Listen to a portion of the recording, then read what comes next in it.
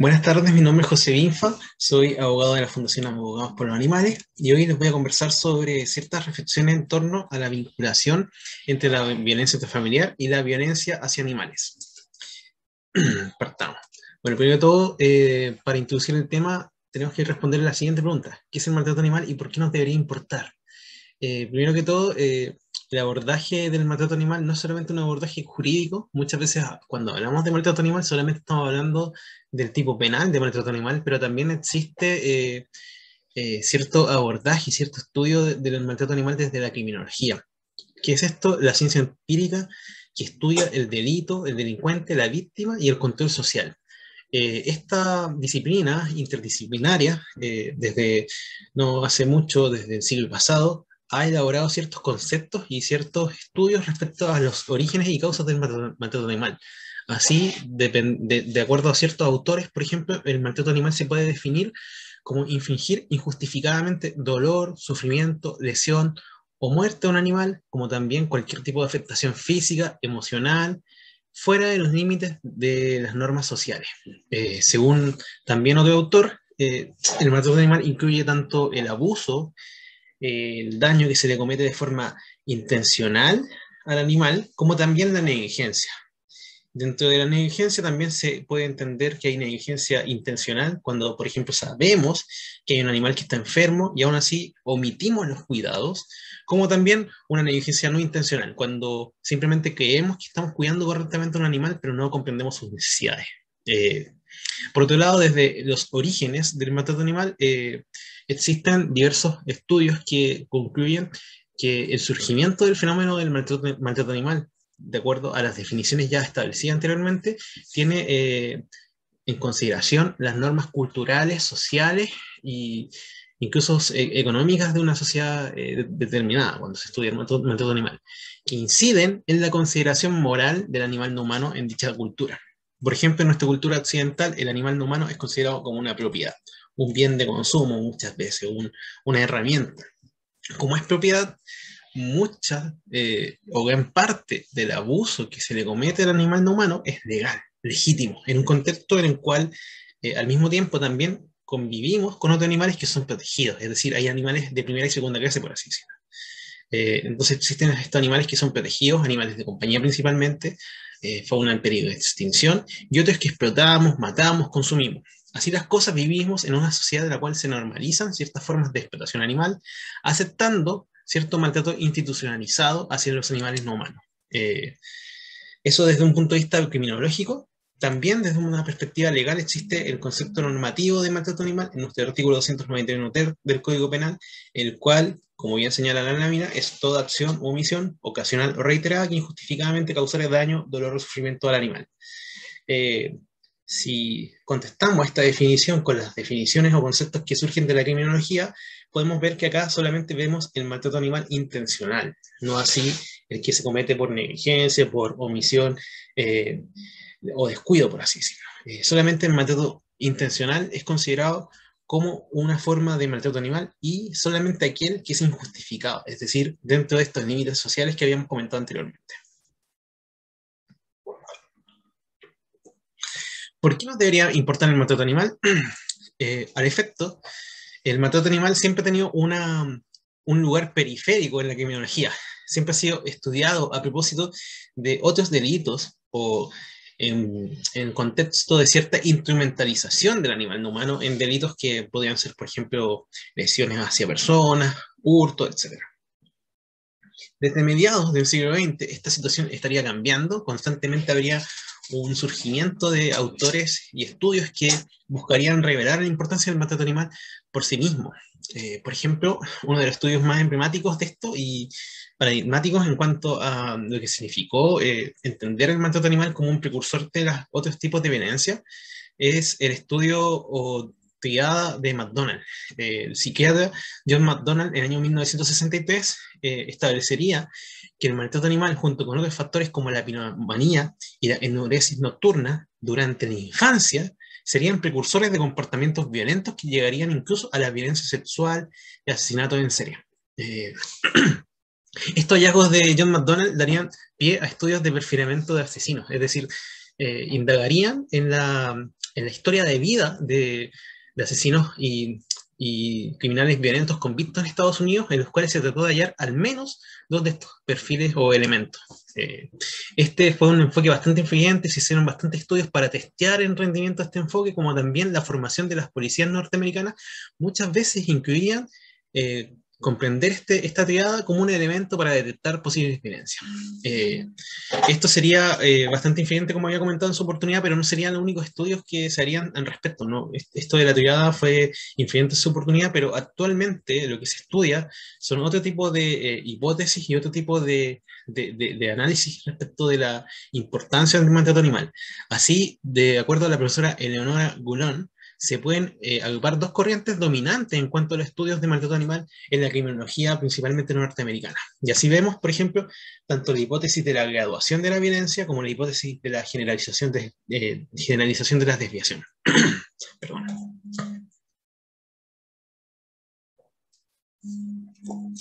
En cuanto a la primera hipótesis, la graduación de la violencia, este enfoque tiene su origen en los años 70, propondría que el maltrato animal, tanto junto con el desarrollo de estas conductas en la infancia y adolescencia, sería un predictor de conductas violentas en la adultez. Es decir, hay una especie de graduación o de preparación desde una violencia hacia los animales para pasar después a la violencia en la infancia, en la adolescencia, hasta llegar a la adultez, que sería bastante importante atajar y detener para evitar violencias a futuro. De acuerdo a esta hipótesis, el maltrato contra los animales sería un ensayo de conductas violentas, que después se van a realizar contra humanos. Desde ahí, diversas organizaciones como la Human Society en los Estados Unidos empezarían a considerar que el maltrato animal sería el primer stage dentro de la graduación de violencia, por lo tanto se debería prevenir el maltrato animal para también prevenir así otro tipo de violencia que podría ser más grave en ciertas sociedades. Segundo, la hipótesis de la generalización de la desviación es un enfoque que parte de la base que los comportamientos agresivos, violentos, surgen dentro de un mismo contexto. Donde existe un tipo de violencia, es bastante probable que existan otros comportamientos antisociales y violentos. Así, esta línea investigativa ha considerado la coexistencia entre el maltrato animal y otras violencias, como por ejemplo la violencia intrafamiliar, violencia infantil, violencia contra adultos mayores. Esas serían las cuatro principales violencias que se estudiarían en esta hipótesis. Los estudios de coocurrencia entre violencia intrafamiliar y violencia animal serían uno de los más consistentes y replicados en la literatura norteamericana, principalmente encontrándose ciertas evidencias bastante importantes que a continuación vamos a repasar rápidamente. Dentro de las conclusiones, eso sí, más, digamos, establecidas en estos estudios es que un hogar donde existe maltrato animal es un síntoma de una familia disfuncional. Y que muchas veces, cuando existe maltrato animal, hay cierta prevalencia de que el animal de compañía es el afectado para efectos de generar alguna situación de control o dominación respecto de la pareja que ve a ese animal de compañía como un vínculo significativo. Hay un utilizamiento, una instrumentalización de esta violencia hacia el animal de compañía, principalmente para ejercer violencia también a la víctima, a la pareja en este caso. Muchas veces estos estudios, al vincular estas violencias que serían generalizadas, señalan que tanto animales, niños, mujeres, adultos mayores, comparten un elemento bastante importante en esta dinámica violenta, que sería que aparte para ejercer control, existe una suerte de cosificación de la víctima, considerándose una propiedad más del agresor, quien transgrede sus derechos, intereses, que se ven subordinados ante este agresor. Estaré avanzando bastante rápido en la atención en tiempo. Hay ciertos estudios que han establecido algunas conclusiones bastante interesantes, no las voy a ver todas, pero es bastante importante destacar algunas. Estos estudios, por ejemplo, tienen ciertos elementos que pueden entender al maltrato animal como un indicador de riesgo en una dinámica violenta. Por ejemplo, un estudio de 1997 señala que el 71% de las mujeres que son víctimas de violencia de pareja comunica que también sus animales de compañía fueron maltratados. Es decir, acá también la hipótesis de la generalización desviada, perdón, sería bastante contundente en establecer que donde hay un tipo de violencia también prevalece otra. También, por ejemplo, casi el 70% de las mujeres en casa de acogida admitió haber sufrido amenazas y violencia hacia sus animales. Como vemos acá también la dinámica de control y violencia bastante relevante que habíamos comentado anteriormente. Por otro lado, diversos estudios de 2004 y 2003 señalarían que el maltrato animal puede ser entendido como un método de coerción y control que intensifica el sufrimiento y maltrato psicológico de las mujeres. También otros estudios han revelado la importancia de este vínculo humano-animal, el vínculo entre la persona víctima de violencia como también el animal que está siendo objeto de esta violencia. Así, un estudio del año 2000 señalaría que cerca del 50% de las mujeres víctimas declaran que los animales son un importante apoyo emocional. Y en estos casos, se agravaría el sufrimiento psicológico por este maltrato animal. También otros estudios, diversos estudios, señalarían que el maltrato contra animales o la posibilidad de ver expuesto al animal de compañía es un motivo de retardo o de retraso del abandono del hogar. Por ejemplo, un estudio del año 2003 señala que las mujeres cuyos animales fueron amenazados o maltratados fueron 7 veces más propensas a señalar que la preocupación por sus animales retrasó esta decisión de abandonar el hogar violento. También otro estudio del 2012 señala que el tiempo promedio de las mujeres que tenían animales de compañía en salir del hogar donde sufrían violencia era de 2 años.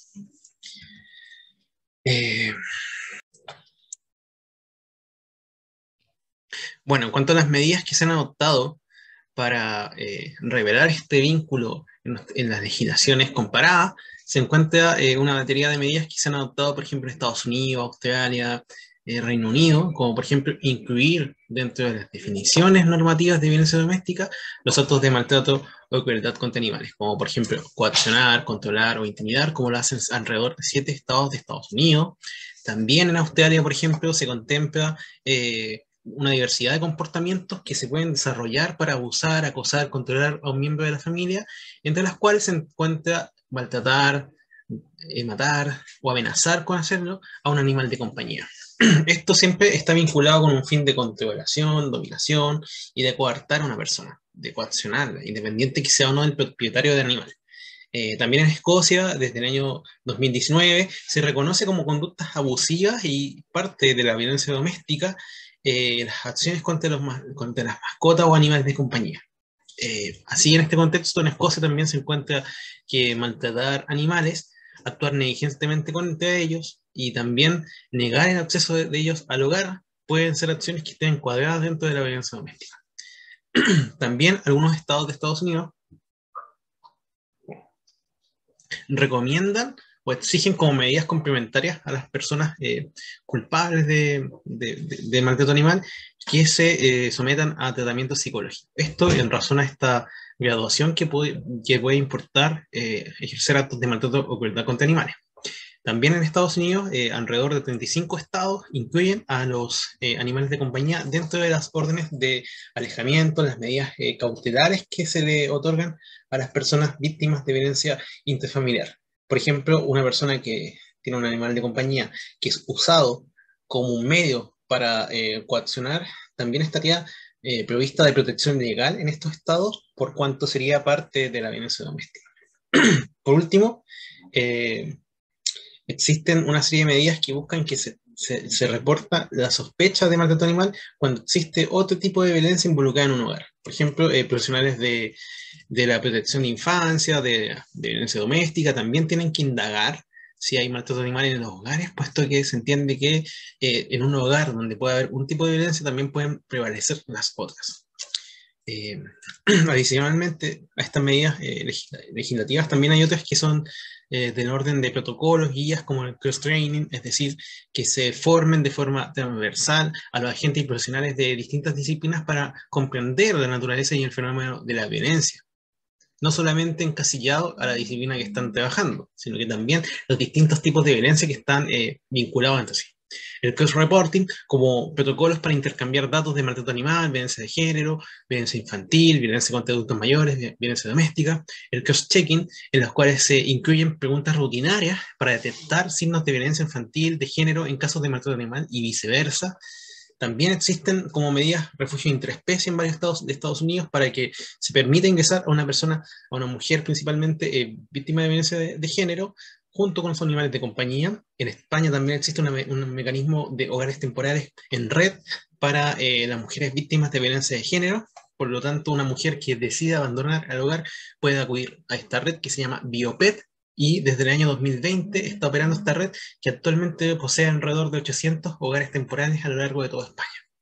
Por último, también hay guías de procedimientos en las cuales se busca que dentro de los protocolos y criterios que se utilizan para dictar justicia en los casos de violencia de género, también se involucre el apartado referente al maltrato animal, es decir, que se indaguen como factores de riesgo la existencia o no de maltrato animal. Ya para ir finalizando, hemos abordado esta temática desde un punto de vista de lo que existe en otros países, Estados Unidos principalmente. Los estudios que hemos comentado son del mundo anglosajón y las medidas son también de Europa, Estados Unidos, España. Pero ¿qué ocurre en Chile? Lamentablemente en Chile, si bien tenemos una normativa bastante clara respecto a la protección animal y la protección de las familias en cuanto a la violencia intrafamiliar, ninguna de estas normas que estamos acá presentando en la diapositiva posee algún tipo de medida o de vinculación entre estos tipos de violencia. Ahora bien, desde un punto de vista interpretativo, uno puede hacer el ejercicio dentro del concepto de violencia intrafamiliar que está en la ley 20.066, en el artículo 5 principalmente, incluir en los episodios de violencia psicológica la violencia contra animales, puesto que la Corte Suprema ya entiende que el abuso de poder o el maltrato que se ejerce frente a un integrante de la familia permitiría incluir aquellos casos de maltrato que busquen justamente coaccionar, controlar, intimidar a otra persona, siempre y cuando se afecte la integridad psíquica del afectado. Es decir, perfectamente podríamos estar en un caso en que se utiliza un animal para coaccionar y de esa forma se causa un daño o sufrimiento psicológico bastante importante, y por lo tanto podríamos incorporar la violencia contra animales de compañía en el contexto interfamiliar como una forma de violencia específica. Por otro lado, también en las amenazas se puede incorporar lo mismo, puesto que el tipo penal de amenazas señala que justamente es causar un mal a una persona, familia, honra, propiedad. Acá obviamente hay que recordar que lamentablemente los animales de compañía, o cualquier tipo de animal más bien, son objetos, entonces estaríamos hablando de la esfera de la propiedad. Sin perjuicio que perspectivas modernas como las familias multiespecie podrían también hacer lo suyo en cuanto a interpretar este concepto de familia de una forma bastante moderna, para incorporar justamente al animal de compañía, o animal de familia, si se quisiera decir, como parte del concepto de familia de este tipo penal. Eh, Ahora bien, ya no desde un punto de vista normativo, ya habiendo visto que no hay nada tan específico, pero podemos ver algunas normas en las cuales se pueda insertar esta dinámica de la violencia contra animales y la violencia interfamiliar. Al mismo tiempo también tenemos una existencia de estudios empíricos. Lamentablemente en Chile no existen estudios que se encarguen de revelar la importancia entre los distintos tipos de violencia, ni mucho menos respecto de las consecuencias del maltrato animal en el contexto interfamiliar. Esto obviamente es bastante complejo porque si bien todas estas estadísticas y estudios que hemos señalado son de otros países, no se pueden extrapolar de forma tan fácil. Obviamente tenemos distintas realidades culturales, distintos tipos de conceptos de cuidado de animales de compañía, por ejemplo, que no hacen que estas conclusiones sean tajantes para decir que acá también ese tipo de dinámicas existan, sin perjuicio que uno puede tener ciertos indicios. Yo en mi experiencia personal como profesional del mundo del derecho trabajé en temática de violencia de género y vi muchas veces este retardo de abandonar el hogar porque no había dónde dejar al animal de compañía. O también la dificultad de justamente acudir a un refugio o casa de acogida, puesto que en ellos no permitían la existencia o más bien la permanencia de animales de compañía. Y eso no solamente con los animales de compañía, también con los niños. O sea, los hogares temporales, las casas de acogida, perdón, no necesariamente aceptan niños también. Entonces, eso también dificulta la huida del hogar donde se sufre violencia. Sin perjuicio de esto, ya no desde un punto de vista de lo que existe en Chile, sino que desde lo que se busca proponer, existe un boletín que reformula el maltrato animal, el boletín número 10.895-07, que contemple dentro de su fundamentación este vínculo entre los distintos tipos de violencia como un antecedente criminológico y de importancia para elevar las penas. Por ejemplo, esta norma que se buscó implementar en su momento establecía agravantes cuando el delito de maltrato animal se cometiere a objeto de amenazar, coaccionar o amenazar a otro en el contexto BIF. Entonces acá claramente tenemos una situación que se le impone una mayor culpabilidad a la persona que utiliza el animal de compañía, en este caso, por ejemplo, para causar un daño psicológico a otro. También, como medida accesoria, se incorpora en este proyecto de ley que el juez pueda establecer la asistencia obligatoria a programas terapéuticos sobre abuso y violencia de cualquier tipo. Entonces, en este sentido, este proyecto de ley obviamente se hacía cargo de lo que hemos comentado, pero lamentablemente como es un proyecto de ley del año 2016, es bastante raro que se vea discutido nuevamente. Ya esta legislatura está terminando, entonces vemos bastante raro que si no se movió en los últimos 5 años, vuelva a ocurrir lo mismo y se discuta nuevamente en una nueva judicatura. Más considerando que este proyecto de ley se presentó antes de las modificaciones al actual delito de maltrato animal, entonces está en cierta medida de cierta forma desactualizado, necesita una revisión. Para ir ya cerrando, a modo de conclusión, a raíz de estos estudios y la experiencia adquirida en otros países, la consideración de conductas constitutivas de amenaza, maltrato animal en contexto de violencia intrafamiliar está recibiendo cierto reconocimiento y tratamiento específico en textos tanto legales de distintos países como también en los protocolos y guías de actuación de las policías y judicaturas de esos países, para contemplar una mayor protección a las personas y también a los animales que se involucran en esto. Los resultados de estas investigaciones, si bien son todos discutibles, puesto que las ciencias sociales van mutando y no se puede establecer que sean verdades absolutas, sino que verdades no refutadas en cierto momento dado, son de todas formas relevantes para ver y abordar la violencia como un todo, la violencia como una perspectiva unitaria, una perspectiva holística, si se quiere.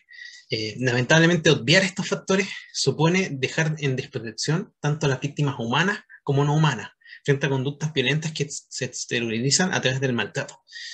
Por ello, tanto nuestras instituciones jurídicas, policiales, académicas, deben empezar a considerar la importancia del vínculo entre el maltrato animal y los distintos tipos de violencia, especialmente la violencia intrafamiliar, que tiene bastante prevalencia en estos estudios que hemos comentado anteriormente, y medidas legislativas que se están adoptando en otros países, para que así tanto las políticas públicas, las investigaciones, modificaciones legislativas, los protocolos de actuación de las policías y jueces se puedan adaptar a estos descubrimientos. También aportará a este desarrollo abordar esta problemática en programas de formación específica en la judicatura y demás operadores del sistema, como he comentado, pues deviene fundamental en aras en que los procedimientos de violencia intrafamiliar puedan adoptar medidas de protección efectivas que resguarden y restablezcan los derechos de las víctimas, sean estas humanas o no humanas. Muchas gracias.